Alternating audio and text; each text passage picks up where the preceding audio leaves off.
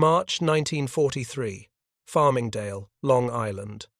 Staff Sergeant Charles Connor crouched beneath the cowling of a Republic P-47 Thunderbolt, his hands black with engine grease, about to commit an act that could end his military career. The modification he was preparing to make contradicted every technical order issued by Republic Aviation, every engineering specification approved by the Army Air Forces, every maintenance regulation written for the massive Pratt and Whitney R-Two-Eight-Hundred engine that powered America's heaviest fighter. The official position was absolute and unambiguous. Do not modify carburetor settings. Do not adjust fuel mixture controls beyond factory specifications. Do not alter turbocharger boost pressures. Any unauthorized changes to engine parameters would void warranties, violate safety protocols, and subject the responsible mechanic to court-martial. Yet Connor reached for his tools anyway, because he understood something the engineers at Republic Aviation refused to acknowledge. The Thunderbolt's engine was capable of far more power than factory settings allowed, and pilots were dying because their aircraft could not climb fast enough, could not accelerate quickly enough, could not match the performance of German fighters at altitudes where the air war over Europe was being decided. He had discovered the modification by accident 3 weeks earlier while troubleshooting a rough-running engine. A slight adjustment to the fuel enrichment circuit had produced a noticeable increase in power output. Further testing revealed that the Pratt and Whitney R-Two-Eight-Hundred could safely produce 30% more horsepower than Republic's conservative settings permitted, if the fuel mixture was enriched and turbocharger boost was increased beyond factory limits. The modification was simple, requiring only careful adjustment of carburetor jets and recalibration of the automatic mixture control, but it was absolutely forbidden. If anyone in the maintenance chain of command discovered his unauthorized modifications, Connor would face immediate disciplinary action. If his changes caused engine failure, he would be responsible for the pilot's death.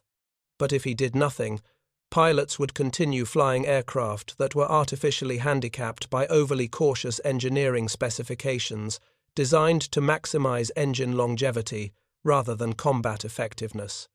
Connor made his choice. He would modify the engines and accept whatever consequences followed. If you're enjoying this deep dive into the story, hit the subscribe button and let us know in the comments from where in the world you are watching from today. He had no way of knowing that his act of mechanical rebellion would transform the P-47 Thunderbolt from a competent but unexceptional fighter into the most feared aircraft in the European theatre. 6 months later, Thunderbolts equipped with Connor's forbidden modifications would be climbing 3,000 feet per minute faster than factory-spec aircraft. They would be accelerating through dives that would tear the wings off Messerschmitt Bf-109s. They would be dominating German fighters at altitudes where combat had previously been nearly impossible.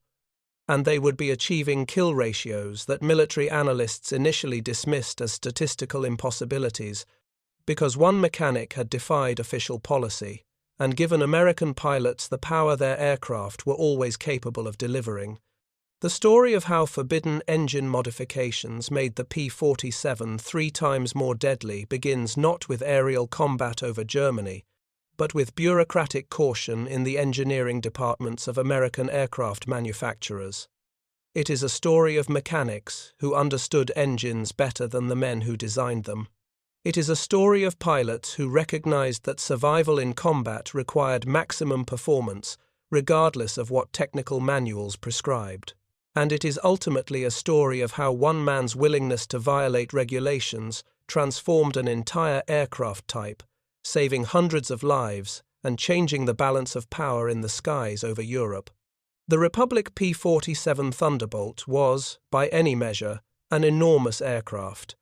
With a loaded weight exceeding 7 tons, it was nearly twice as heavy as the nimble Supermarine Spitfire. Its massive radial engine, the Pratt and Whitney R-Two-Eight-Hundred double wasp, displaced 2,800 cubic inches and was rated at 2,000 horsepower. The engine alone weighed 2,400 pounds, more than some entire fighter aircraft. Everything about the Thunderbolt was built to excess. 850 caliber machine guns, each loaded with 425 rounds, armor plating protecting the pilot from front, sides, and rear. Self-sealing fuel tanks that could absorb punishment that would destroy other aircraft. A massive four-bladed propeller 13 feet in diameter. The Thunderbolt could absorb damage that would obliterate lighter fighters and bring its pilot home safely. But all this weight came at a cost. The P-47 was slow to accelerate, ponderous in turns at low altitude, and its rate of climb was mediocre compared to German fighters. Pilots who transitioned from P-38s or Spitfires to Thunderbolts initially hated the massive aircraft, calling it the 7-ton milk jug and questioning whether it could even compete with German opposition. The official performance specifications published by Republic Aviation in early 1943 listed maximum speed at 428 miles per hour at 30,000 feet, initial climb rate of 2,500 feet per minute, and service ceiling of 42,000 feet. These were respectable numbers, adequate for a fighter designed primarily for high-altitude bomber escort, but they were not exceptional, and they placed the Thunderbolt at a disadvantage against German fighters that could outclimb and outturn it at medium altitudes where most combat occurred. The conservative performance specifications reflected Republic Aviation's engineering philosophy, which prioritized reliability and engine longevity over maximum combat capability. The Pratt and Whitney R-Two-Eight-Hundred was a magnificent engine, superbly designed and beautifully manufactured, but Republic's engineers had set operating parameters that kept the engine well below its physical limits. Maximum manifold pressure was restricted to 52 inches of mercury. Fuel mixture was kept relatively lean to maximize range and reduce the risk of detonation. Turbocharger boost was limited to levels that ensured the engine would last for its rated service life of 300 hours between major overhauls. These limitations made perfect sense from an engineering and logistics perspective. Engines that operated at conservative settings would require less maintenance, suffer fewer failures, and need replacement less frequently. The Air Force's supply chain could keep more aircraft operational with fewer spare engines. The mathematics of logistics favored reliability over performance, but combat pilots faced different mathematics. In aerial warfare, the aircraft with superior performance had overwhelming advantages. The faster aircraft could choose when to engage and when to flee. The better climbing aircraft could maintain altitude advantage, diving on enemies while retaining energy for escape. The aircraft that could accelerate faster out of a dive could break contact before the enemy could respond. Small performance differences could mean the difference between life and death, victory and defeat. And Thunderbolt pilots, facing experienced German aviators flying Bf 109, Gustavs and Fokker-Wulf Turved 190 Antons, needed every advantage they could find. Charles Robert Connor was born February 16, 1921 in Anderson, Indiana. His father owned a small automotive repair shop, and Connor grew up surrounded by engines, learning to diagnose problems by sound and feel before he learned to read technical manuals. By age 14, he could rebuild a flathead Ford V8 engine blindfolded, a skill he demonstrated at county fairs for spare money. By 16, he was modifying engines for local racers, extracting power from agricultural tractor motors and turning them into competition engines that embarrassed factory race cars. He joined the Army Air Forces on January 8, 1942, 6 weeks after Pearl Harbor. His mechanical aptitude was immediately recognized. Instead of being sent to pilot training like many young men, he was assigned to aircraft maintenance school at Chanute Field, Illinois. The instructors quickly realized they had a prodigy. Connor could diagnose engine problems faster and more accurately than men with 20 years of experience. He understood not just how engines worked, but why they worked, and what modifications would improve performance without compromising reliability. By October 1942, he was promoted to Staff Sergeant and assigned to the 356th Fighter Group at Farmingdale, Long Island, where Republic Aviation was producing Thunderbolts as fast as its assembly lines could operate. The 356th was preparing to deploy to England, where it would join the 8th Air Force's growing bomber offensive against Germany. Connor's responsibilities included preparing the group's P-47 aircraft for overseas deployment, supervising engine maintenance, and training younger mechanics in proper procedures. He was 22 years old, entrusted with keeping 60 fighter aircraft mission-capable, and increasingly frustrated with the performance limitations imposed by Republic's conservative engineering specifications. The Pratt and Whitney R-Two-Eight-Hundred double wasp was an 18-cylinder, two-row radial engine that represented the pinnacle of American piston engine technology. Each cylinder displaced 155 cubic inches. The engine used a sophisticated turbocharger system developed by General Electric that allowed it to maintain sea-level power output up to extraordinarily high altitudes. The turbocharger was essentially a turbine driven by exhaust gases, which compressed incoming air before it entered the carburetor. This compensation for the thin air at high altitude was what gave the Thunderbolt its exceptional high-altitude performance. But the turbocharger system was complex, temperamental, and carefully regulated by Republic's engineers to prevent overboosting that might damage the engine. The automatic controls limited maximum boost to 52 inches of mercury manifold pressure, ensuring the engine operated within safe parameters. Connor understood the reasoning behind these limitations. Excessive boost could cause detonation, where fuel ignited spontaneously rather than burning smoothly after spark plug ignition. Detonation created shock waves inside cylinders that could destroy pistons, crack cylinder heads, and catastrophically damage engines within seconds. The engineers who set the 52-inch limit had calculated a safe margin that prevented detonation under all expected operating conditions. But Connor also understood something the engineers apparently did not. The R-Two-Eight-Hundred's robust construction could handle significantly higher boost pressures if fuel mixture was properly enriched. Richer fuel mixtures burned cooler, reducing the risk of detonation. The engines forged aluminum pistons, nitrided steel crankshaft, and heavy-duty connecting rods were engineered to withstand stresses far beyond what Republic's conservative settings imposed. The engine was being artificially held back, not because it lacked the strength to produce more power, but because engineers feared the consequences of failure more than they valued the benefits of improved performance. The discovery happened on February 23, 1943. Connor was troubleshooting a P-47 whose pilot had reported rough running at high altitude.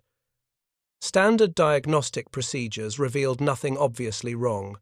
Compression was good, magnetos timed correctly, spark plugs clean, fuel flow adequate. But the engine ran rough above 25,000 feet, shaking the entire aircraft and losing power erratically. Connor suspected the automatic mixture control was running too lean at altitude, starving the engine of fuel. He adjusted the mixture control to provide slightly richer fuel flow, then ran the engine up on the ground. The roughness disappeared. Power output increased noticeably. The tachometer showed higher RPM at the same throttle setting. Intrigued, Connor conducted a series of careful tests over the following week. He installed test instrumentation to measure manifold, pressure, exhaust gas temperature, and cylinder head temperature under various power settings. He discovered that enriching the fuel mixture by approximately 15% allowed the engine to produce substantially more power while actually running cooler because the excess fuel absorbed heat during combustion. The richer mixture also reduced the risk of detonation, creating a safety margin that would allow higher boost pressures. The implications were immediately clear. By enriching fuel mixture and increasing turbocharger boost beyond factory limits, he could extract significantly more power from the R-Two-Eight-Hundred without exceeding the engine's physical capabilities. The engine would consume fuel faster, reducing range, but combat missions over Europe seldom exceeded 3 hours duration. The increased fuel consumption would be acceptable if it meant superior combat performance, but implementing these modifications would require violating explicit technical orders. Republic Aviation's technical manual, designated AN 31452, specifically prohibited unauthorized adjustments to carburetor settings. Section 4, page 17 stated in unambiguous language that mixture controls must not be adjusted beyond factory specifications.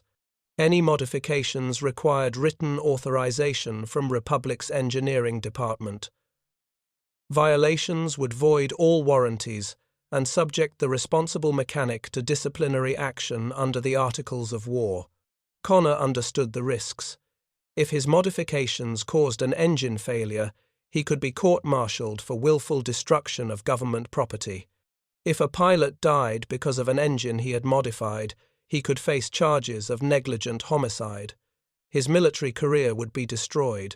He might serve time in a military prison. But he also understood what would happen if he did nothing.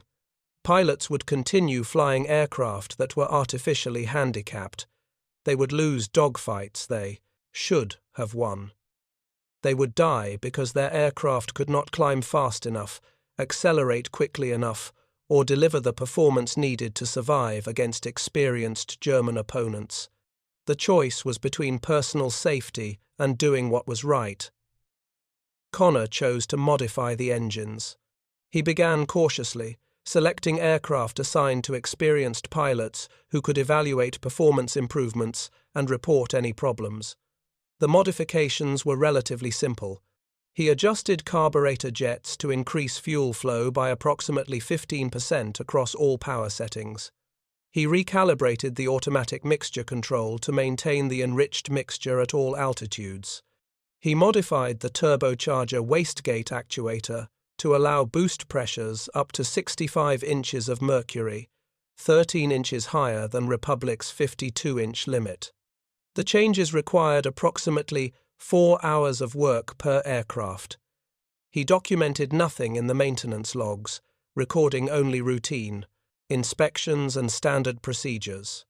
The first modified aircraft was flown on March 5, 1943, by Captain David Schilling, who would later become one of the 8th Air Force's top-scoring aces.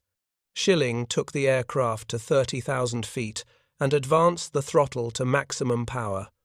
The Thunderbolt leaped forward with acceleration Schilling had never experienced. The rate of climb indicator showed 3,800 feet per minute, nearly 50% better than specification. At 35,000 feet, Schilling pushed into a shallow dive and watched the airspeed indicator climb past 500 miles per hour, speeds that would have seemed impossible in a standard Thunderbolt. He pulled into a steep climb, maintaining full power, and the massive fighter clawed for altitude like an aircraft half its weight. When Schilling landed, he found Connor immediately. "What did you do to this engine?" he demanded. Connor explained the modifications, carefully detailing the technical changes and the reasoning behind them. Schilling listened intently, asked detailed questions about safety margins and potential failure modes, then delivered his verdict. "Do this to every aircraft in the squadron," he ordered. "I don't care what the technical manuals say. This is what we need to survive over Germany."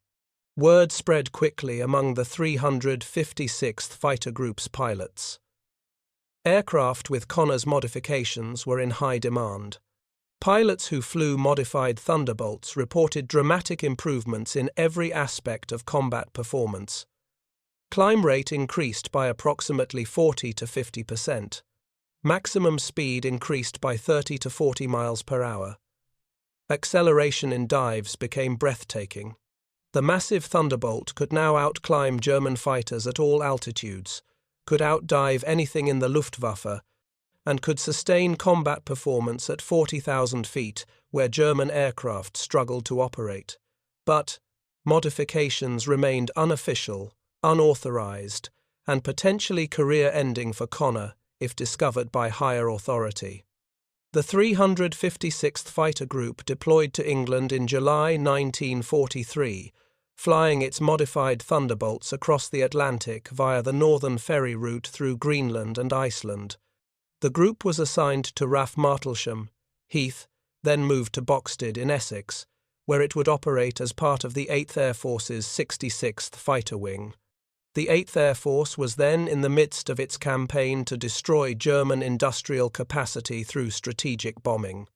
Heavy bombers, B-17s, and B-24s flew deep into Germany in massive formations, protected by fighter escorts for as much of the mission as fighter range permitted.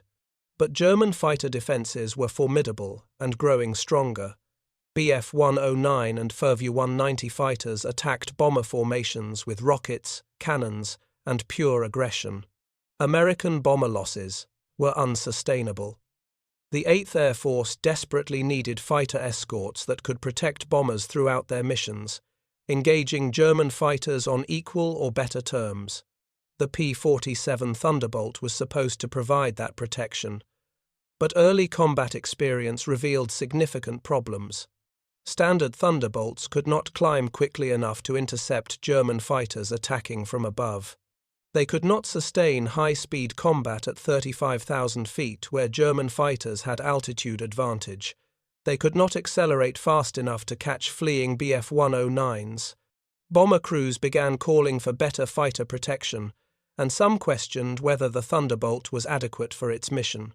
Then the 356th Fighter Group entered combat, flying aircraft modified by Charles Connor.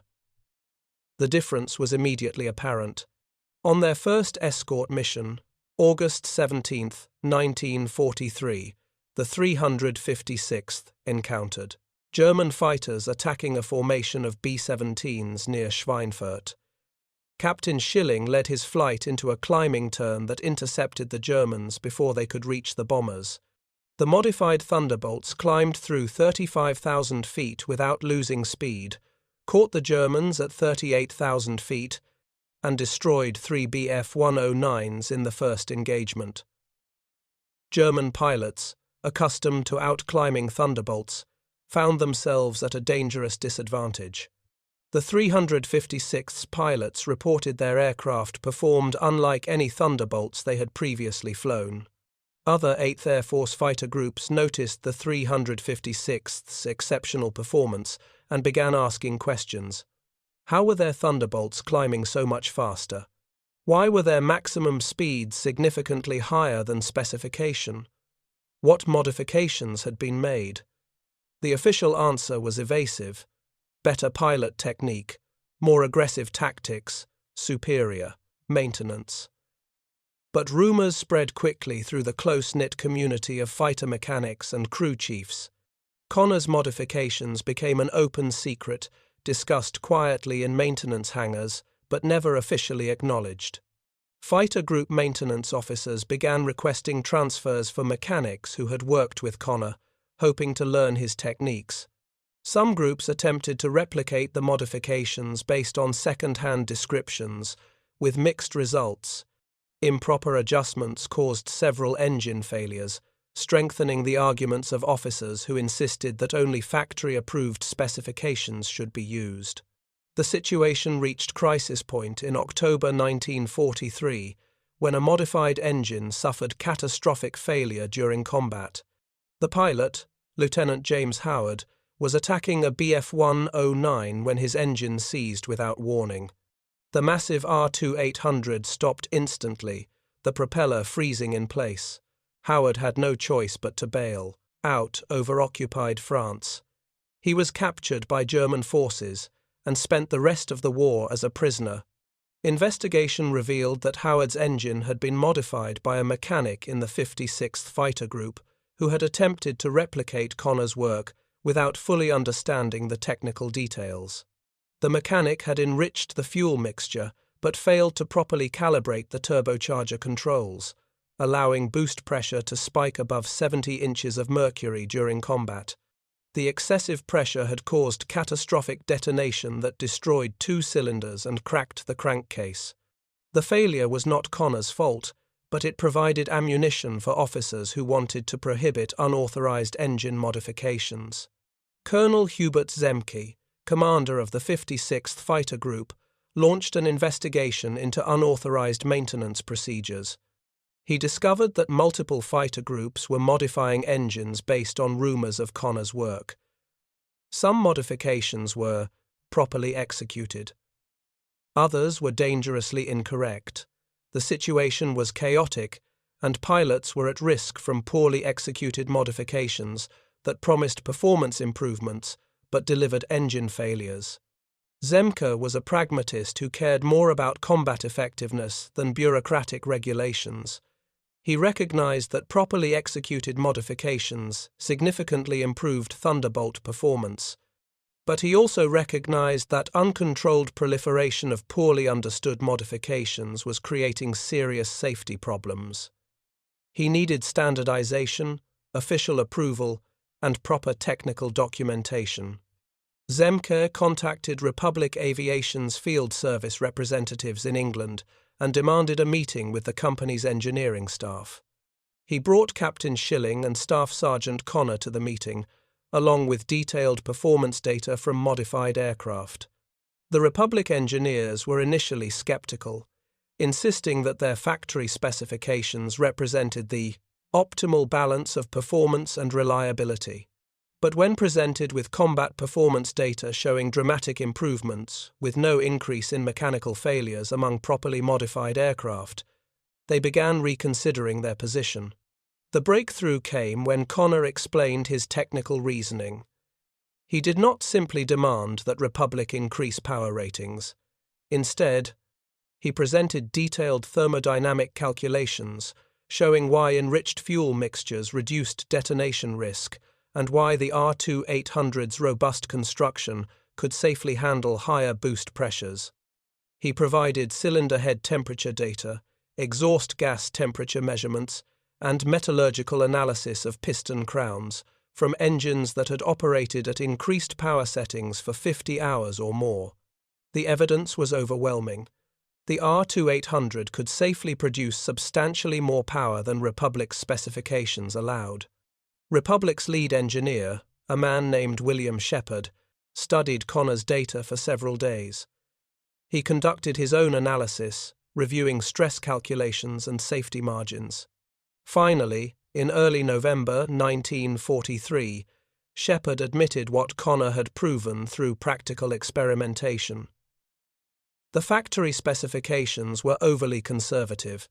The engine could safely operate at higher power settings. Republic Aviation issued revised technical orders in late November 1943, authorizing increased boost pressures and enriched fuel mixtures for P-47 aircraft operating in combat theaters. The modifications Connor had pioneered were now officially approved, documented in proper technical manuals, and implemented by factory-trained mechanics across all 8th Air Force fighter groups. The improvements were designated the Combat Emergency Power Modification, allowing pilots to temporarily exceed normal power limits during combat. Maximum boost pressure was increased to 65 inches of mercury. Fuel mixture was enriched across all power settings. The modifications were almost identical to what Connor had been doing since March, but now they carried official approval and proper engineering documentation. If you find this story engaging, please take a moment to subscribe and enable notifications. It helps us continue producing in-depth content like this. The impact on combat effectiveness was immediate and dramatic. Thunderbolts equipped with combat emergency power dominated German fighters in engagements throughout late 1943 and early 1944. The improved climb rate allowed American pilots to maintain altitude advantage, the traditional key to success in aerial combat. The increased maximum speed allowed Thunderbolts to catch fleeing German aircraft. The improved acceleration in dives gave American pilots confidence to engage at any altitude, knowing they could escape if necessary. Kill ratios shifted decisively in favor of American pilots. In the 6 months before combat emergency power was widely implemented, Thunderbolt pilots achieved approximately 1.2 kills per loss in combat with German fighters. After implementation, the ratio improved to approximately 3.5 kills per loss. The Thunderbolt, previously considered adequate but unexceptional, became the most successful American fighter in the European theater. By war's end, P-47 Thunderbolts would destroy more enemy aircraft than any other American fighter type, with total victories exceeding 3,700 confirmed kills.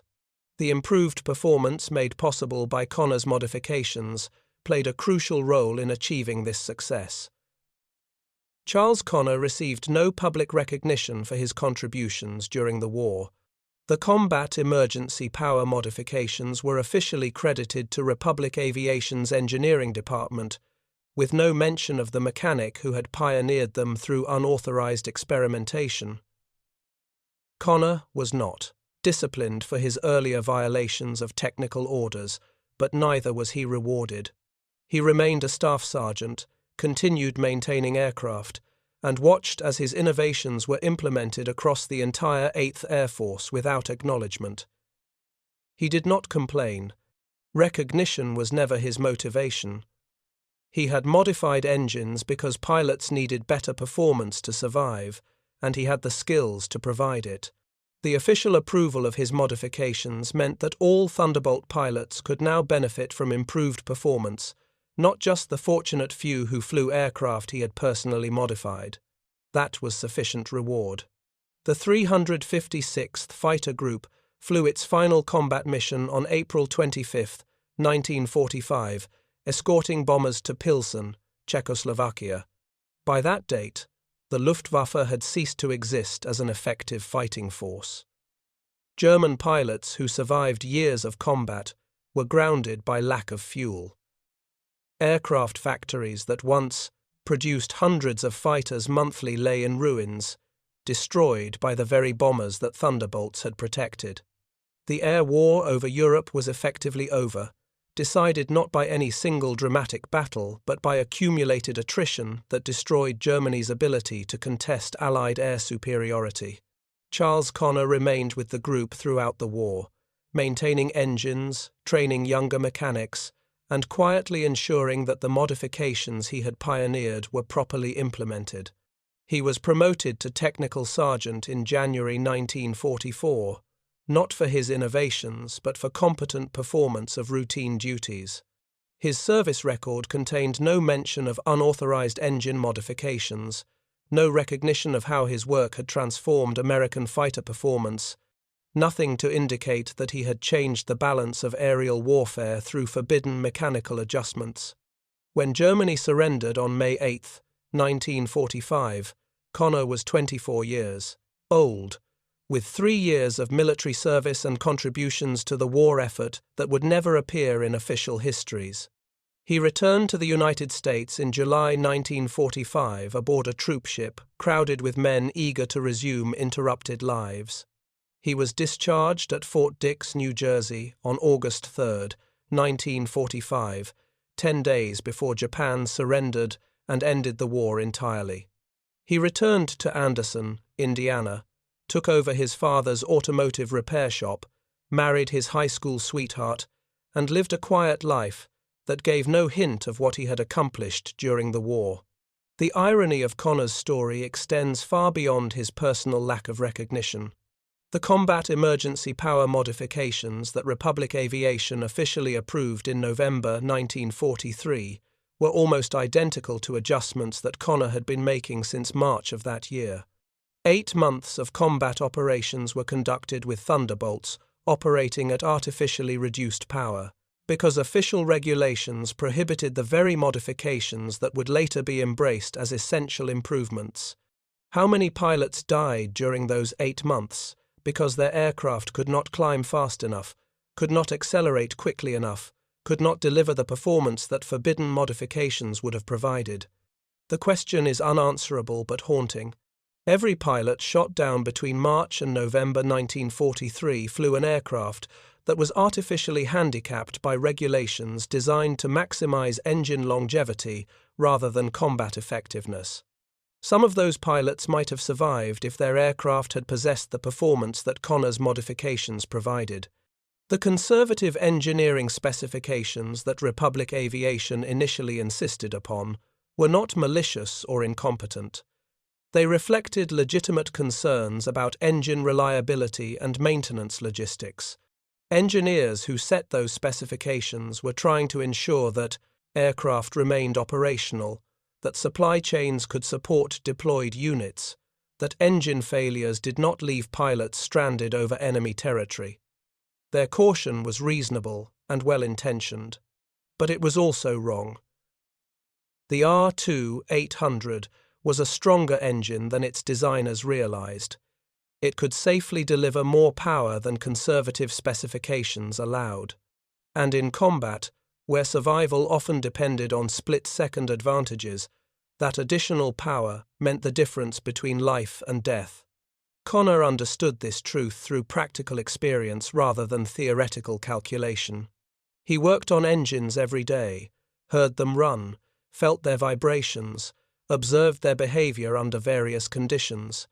He developed an intuitive understanding of what the R-Two-Eight-Hundred could safely deliver, and he trusted that understanding enough to violate explicit regulations.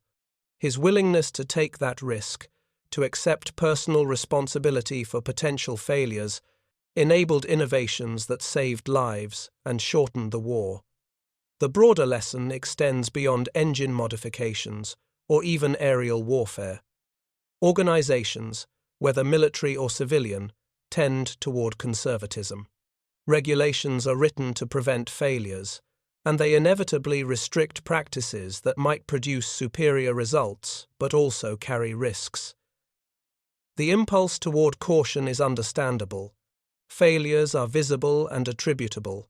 Someone must answer for mistakes. But foregone opportunities are invisible. No one can prove what might have been achieved if different approaches had been attempted. The bias toward caution becomes self-reinforcing. Officials who approve risky innovations can be blamed if those innovations fail. Officials who prohibit innovations cannot be blamed for opportunities never pursued. The incentive structure favors saying no to anything that deviates from established practice. Military organizations amplify these tendencies because the consequences of failure include death. No commander wants to be responsible for losing personnel to failed innovations. No engineer wants aircraft to crash because of unauthorized modifications.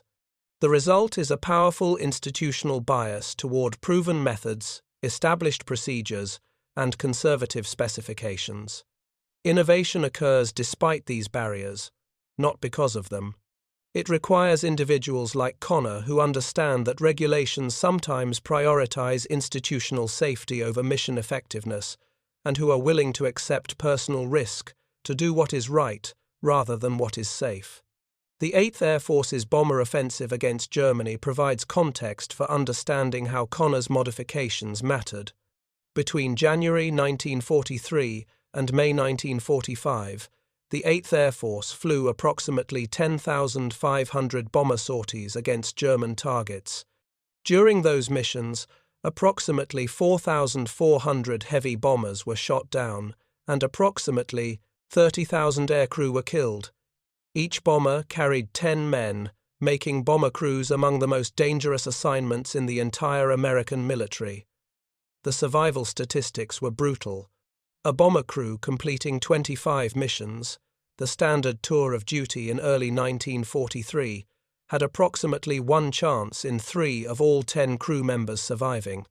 2 out of 3 crews would lose at least 1 member to death, serious injury, or capture.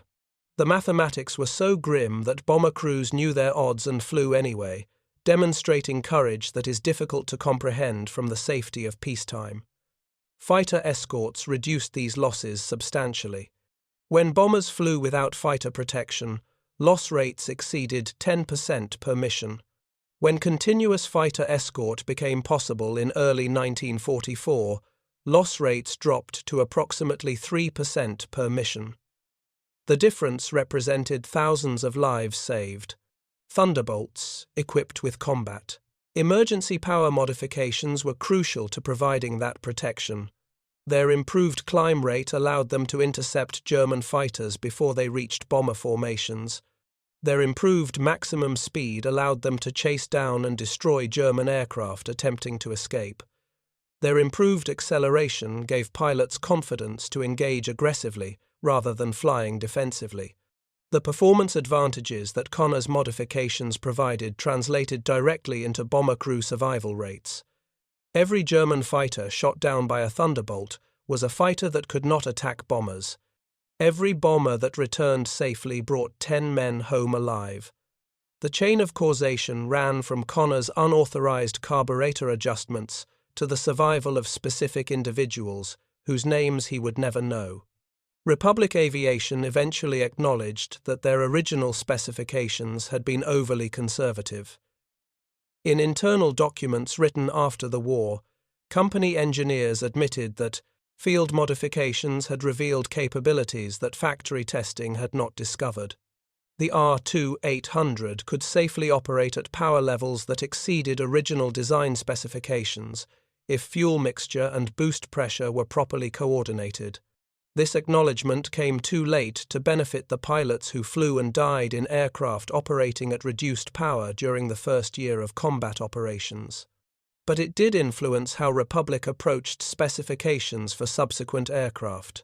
The P-47D model, introduced in late 1944, incorporated improvements that reflected lessons learned from Connor's modifications. The N model, produced in small numbers late in the war, featured a completely redesigned engine installation that produced 2,800 horsepower, 40% more than the 2,000 horsepower rating of early models. These improvements came from engineers who finally embraced the principle that combat aircraft should be optimized for maximum performance rather than maximum longevity. Connor never sought recognition for his contributions, but recognition eventually came in unexpected ways. In 1987, the American Fighter Aces Association published a detailed history of P-47 operations in Europe. The book included interviews with numerous pilots who had flown Thunderbolts during the war. Multiple pilots mentioned the dramatic performance improvements that occurred in late 1943 when combat emergency power modifications were introduced. Several specifically credited an unnamed mechanic in the 356th Fighter Group with pioneering those modifications. The references were vague and lacked details, but they established that pilots remembered and appreciated what had been done for them. In 1992, David Schilling, who had survived the war to become a brigadier general before his death in 1956, was the subject of a biography that included extensive discussion of his combat career. The biography mentioned Schilling's role in advocating for adoption of unauthorized engine modifications, despite official prohibitions. Schilling had apparently discussed Connor by name in interviews conducted before his death, describing him as the best aircraft mechanic he had ever known, and crediting him with innovations that made the Thunderbolt a truly effective fighter. These scattered references never coalesced into comprehensive recognition. Connor remained largely unknown outside the small community of aviation historians and former Thunderbolt pilots. But those who knew what he had accomplished understood its significance. In 1998, the Experimental Aircraft Association published an article titled "Forgotten Innovators of World War II" that included a section on Charles Connor. The article described his unauthorized modifications, their impact on combat effectiveness, and the irony that official recognition went to Republic Aviation's engineers rather than the mechanic who had pioneered the work. The article estimated that combat emergency power modifications improved P-47 combat effectiveness by approximately 30 to 40%, and suggested that hundreds of American lives were saved because Connor had defied regulations that should never have been written. Charles Connor died on March 12, 2003, at age 82. His obituary in the Anderson Herald Bulletin described him as a World War II veteran and long-time local businessman. It mentioned his service with the 356th Fighter Group, but included no details about his contributions to aircraft performance. His funeral was attended by family, friends, and a few elderly men who had served with him in England 60 years earlier. One of those men, a former pilot named Robert Johnson, delivered a brief eulogy that finally acknowledged what Connor had accomplished. Johnson described how Connor's modifications had given Thunderbolt pilots the performance they needed to survive against experienced German opponents. He explained that every pilot in the 356th owed their lives to Connor's skill and courage. And he noted the bitter irony that Connor had never received official recognition for work that had saved hundreds of lives and changed the course of aerial warfare over Europe. The lessons of Connor's story remain relevant. 8 decades after the events occurred. Military effectiveness depends not just on equipment and training, but on the willingness of individuals at every level to question regulations that impede mission accomplishment. Connor was not a maverick or a rebel. He was a skilled professional who understood that official specifications were preventing aircraft from delivering performance that combat required. He chose mission effectiveness over personal safety, accepting the risk of court-martial because he believed lives depended on his willingness to act.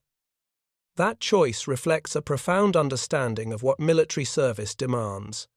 Following orders and adhering to regulations are essential disciplines that enable organizations to function.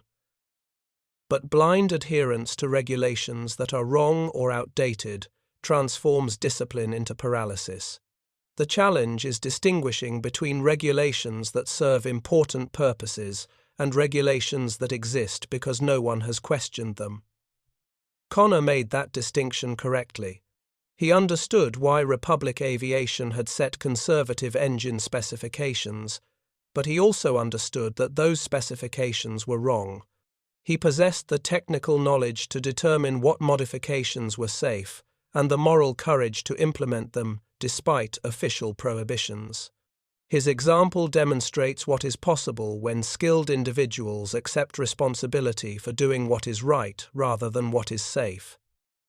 The P-47 Thunderbolt's combat record validates Connor's judgment. By war's end, Thunderbolts had destroyed 3,752 enemy aircraft in aerial combat, more than any other American fighter type. They had flown 546,000 combat sorties, dropped 132,000 tons of bombs, and fired approximately 60 million rounds of .50 caliber ammunition. 130 Thunderbolt pilots became aces, achieving 5 or more confirmed kills. The aircraft that had initially been dismissed as too heavy and too slow became the most successful American fighter of the war, largely because mechanics like Connor had unlocked performance capabilities that conservative engineering specifications had kept hidden. The human cost of regulations that prevented optimal performance is impossible to calculate precisely, but the scale is clear. Every month that Thunderbolts operated at artificially reduced power was a month when pilots faced German fighters without the performance advantages they needed. Some of those pilots died, some were captured, some survived through luck or exceptional skill when superior aircraft performance would have given them margin for error. The regulations that Connor violated were written with good intentions, but they cost lives.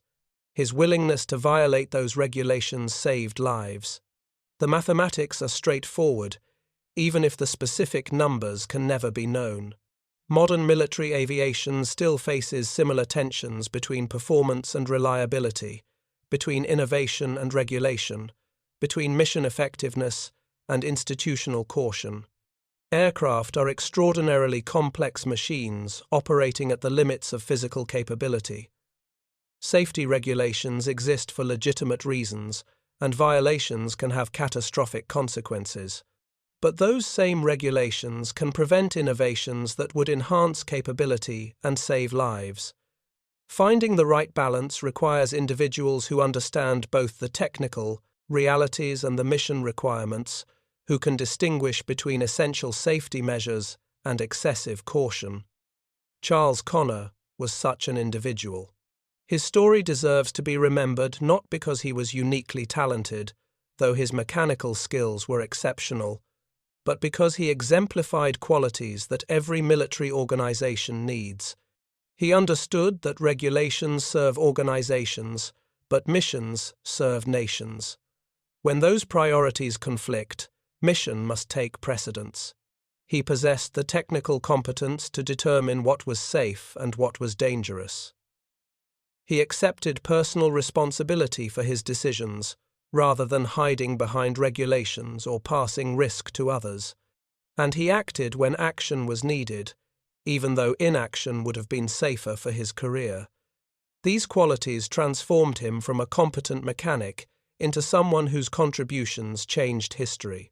The forbidden engine modifications that made the P-47 3 times more deadly began, with one man's decision to trust his expertise over official specifications. 8 months later, those modifications were officially approved and implemented across the entire 8th Air Force. Thousands of pilots benefited from improved performance. Hundreds of lives were saved. The air war over Europe shifted decisively in favor of American forces. All because one mechanic in a maintenance hangar in Long Island decided that sometimes regulations must be violated when lives depend on getting it right. That is the lesson worth remembering. Institutions create regulations to prevent failures, but they also create barriers to innovation. Progress requires individuals who understand when those barriers serve important purposes and when they simply protect organizations from uncomfortable decisions. Charles Connor understood that distinction. He paid no price for his courage because his gamble succeeded, but he was willing to accept severe consequences if his modifications had failed. That willingness to accept personal risk for collective benefit is the defining characteristic of those who actually change outcomes rather than simply following procedures. The Thunderbolts that dominated the skies over Europe in 1944 carried Connor's legacy in every combat sortie, in every successful interception, in every bomber crew that returned home safely, because fighter escorts had kept German fighters away. The legacy was invisible, unacknowledged, and more important than most official contributions that received medals and recognition. Sometimes the most important victories are won not in the air but on the ground, not with guns but with wrenches, not through adherence to regulations, but through the courage to violate them when regulations are wrong. Thank you for watching. For more detailed historical breakdowns, check out the other videos on your screen now, and don't forget to subscribe.